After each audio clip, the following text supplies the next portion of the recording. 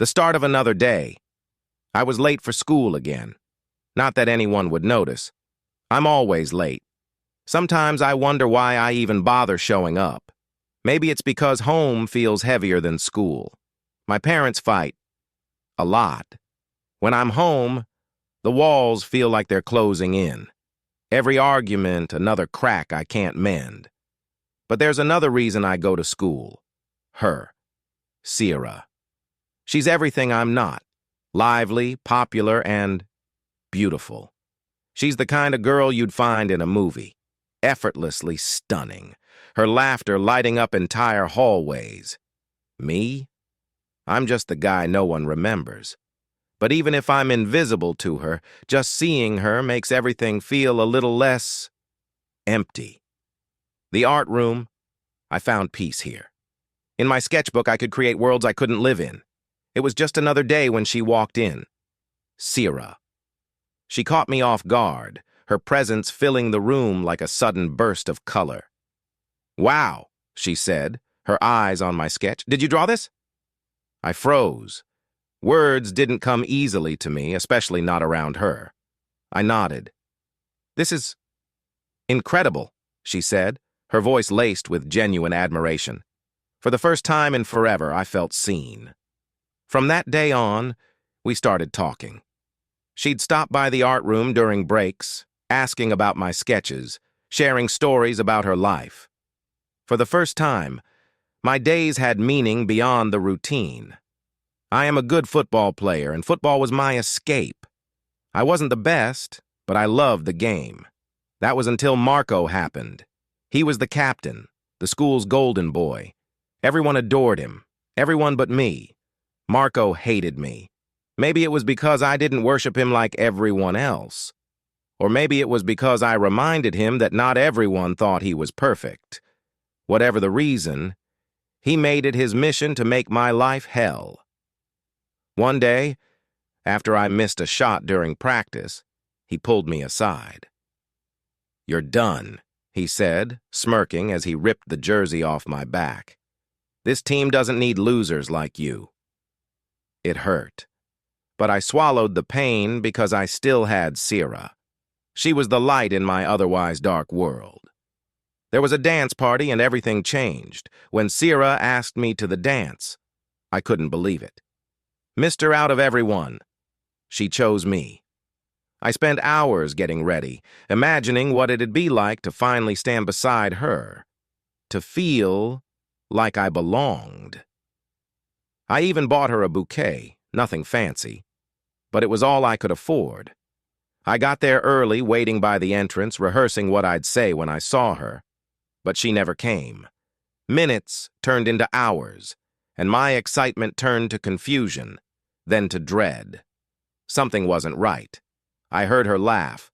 I'd know it anywhere. I followed the sound, my heart pounding, and then I saw them, Sira and Marco. They were standing beneath the floodlights, close, too close. And then, she kissed him. It felt like the world stopped, like someone had ripped my heart out and crushed it right in front of me. I stepped forward, my voice trembling. "Sira?" She turned, her eyes wide with shock. "Marco?" He just grinned, that same smug look I'd seen 100 times before. "Well, well," Marco said. "Didn't think you'd show up to the real party." "Sira, what's going on?" I asked, my voice barely above a whisper. She stammered, "Diego, I didn't mean for you to see this." Marco laughed, wrapping an arm around her. "Oh, come on, Sira. Don't waste your time explaining. He's not worth it." The pain was unbearable. I felt like I was drowning, gasping for air that wouldn't come. I didn't go to school after that. What was the point? The art room didn't feel like home anymore. Nothing did. I poured everything I felt onto those pages. Every ounce of anger, betrayal, and heartbreak. It was the only way I knew how to make sense of it all. When I finished, I left the sketchbook on the art room desk with a note.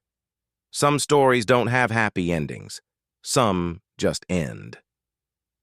I wanted to believe that people could change, that love could heal the broken parts of us. But sometimes the cracks are too deep. They say art lives on even when the artist is gone. Maybe that's true. Maybe that's all I ever wanted, to be remembered, even if it was for my pain. I didn't go to school for a week after that night. The thought of facing Sira, or worse, Marco, was unbearable. I stayed locked in my room, staring at my sketchbook, but I couldn't draw. Every line felt wrong. Every page was empty, just like me.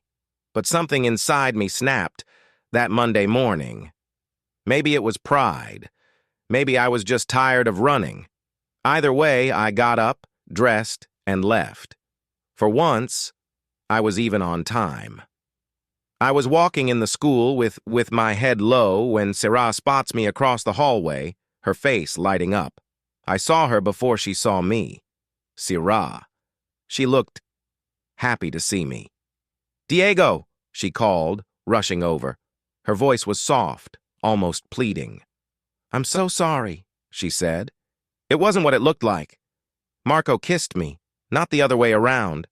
I made a mistake." Her words felt like static, muffled and distant. I couldn't react. My heart was too shattered to even process her apology. So I did what I always did. I escaped into my sketchbook. I didn't say a word. In the canteen, I was sitting alone in the corner, and suddenly, Marco and his friends approach, their laughter echoing through the room. "I should have known he wouldn't let it go," Marco said. "Hey, Picasso!" he sneered, his voice loud enough for everyone in the canteen to hear. "Still drawing your little doodles? Maybe you can sketch yourself a backbone." The room fell silent. All eyes were on me. I didn't look up. I just kept sketching, pretending I didn't hear him. But he wasn't done. He grabbed a bottle of sauce from a nearby table, popped it open, and poured it over my head. The thick, sticky liquid dripped down my face, staining my clothes. The laughter erupted instantly. I couldn't do anything, but suddenly I saw Sira rushing toward me, her face filled with anger and regret. "Marco, stop!" she shouted, stepping between us. "What's wrong with you?" He just smirked.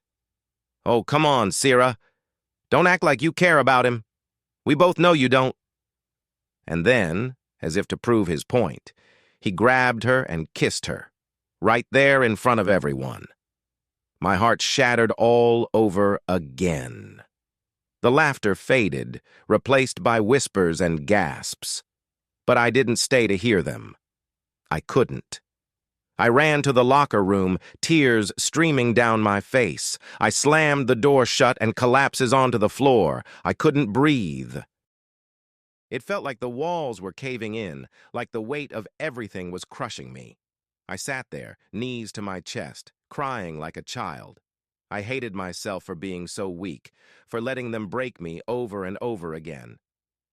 "I'll never love again," I whispered to the empty room. "Never." Then Sira cautiously entered the locker room. Her face is pale, her eyes red. She kneels in front of me, her voice trembling. "Diego," she said softly, "I'm so sorry. For everything. For Marco. For hurting you. I didn't mean for any of this to happen." I looked at her, and for a moment, I wanted to believe her. I wanted to believe that she cared, that her words weren't just empty promises. But then I remembered Marco's kiss, the laughter, the sauce dripping down my face. I shook my head. "It doesn't matter, Sira. None of it does." "Please," she said, her voice breaking. "You're the only one who ever saw me for who I really am. Don't let him take that away." Her words hung in the air, but I couldn't hold on to them. After everything that happened, Sira promised me it wouldn't happen again. She swore Marco was out of her life. I wanted to believe her. God, I wanted to believe her so badly. But every time I looked at her into those deep, beautiful eyes, I felt the tears coming. So I did the only thing I could. I avoided her. I ignored every glance, every attempt she made to talk to me. Not because I hated her, but because I loved her too much. I stopped going to school for some days, but after few days I saw Sira. Her vibrant energy is gone. She looks pale and withdrawn. Marco, too, seems different. Anxious, constantly looking over his shoulder. Something was wrong. Sira wasn't herself anymore. She stopped sitting with her friends. She stopped laughing. Most days she just sat alone in the corner of the library, writing in her diary. Her face was pale, her eyes sunken, her lips trembling as if she were holding back tears. And Marco, he wasn't acting like himself either. He still tried to be the center of attention, but his jokes felt forced. His smirk didn't reach his eyes. One day I saw Sira running after him in the hallway.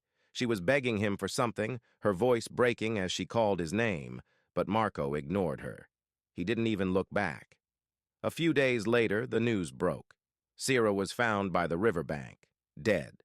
They said it was suicide. She left a note explaining everything. She was pregnant. Marco had refused to take responsibility, and she was terrified of what her family would do if they found out. The words hit me like a truck. My chest tightened. I couldn't breathe. Sira. Gone. Just like that. I didn't even know when my eyes started raining, it all looked black. I lost Sira. I was shocked with pain. I wasn't shouting, my eyes were stuck and tears were coming out of them. I went to the school next day. My steps were heavy, head was low, but when I opened my locker, a small, worn diary falls out. I don't know how it got there, but there it was. Sira's diary. Her handwriting filled the pages, shaky and uneven in places. It wasn't just a diary, it was a confession. She wrote about Marco, about how he manipulated her, about how he promised to love her only to push her away when she needed him the most. She wrote about her fear, of her family, of the whispers, of the world judging her for a mistake she couldn't undo. And then she wrote about me. Diego, I don't deserve your forgiveness. I hurt you in ways I'll never forgive myself for. But I need you to know something. You were the only person who ever made me feel like I mattered, like I wasn't just a pretty face or a trophy to be won. I wanted to come back to you to tell you everything, but I was too scared, too ashamed. I hope one day you'll understand. The last page had a single sentence. You were my safe place, even when I didn't deserve it. Days passed. One day I saw Marco standing at Sira's grave. His usually cocky demeanor is gone. He places a single white flower on her tombstone, his hands shaking. I never thought I'd see him there. Marco. At first I hated him even more. What right did he have to mourn her? To act like he cared? But then I saw the tears in his eyes, the way his hands trembled as he placed the flower on her grave. And I realized something. He wasn't just mourning her, he was carrying the weight of what he'd done. I didn't know how to say goodbye to her, so I drew her one last time. Not the Sira who sat alone, broken and afraid, but the Sira I loved, the girl who laughed too loudly, who made the world feel brighter just by being in it. Some wounds never fully heal, but they teach us something. Sira taught me that love isn't just about holding on. Sometimes it's about letting go. Diego and Marco walk away from the grave in opposite directions. The screen fades to black, leaving only the sound of the wind. And now I am sitting here and telling you this story. Hope you felt the pain. The tough time teaches you a lot. It changes you too.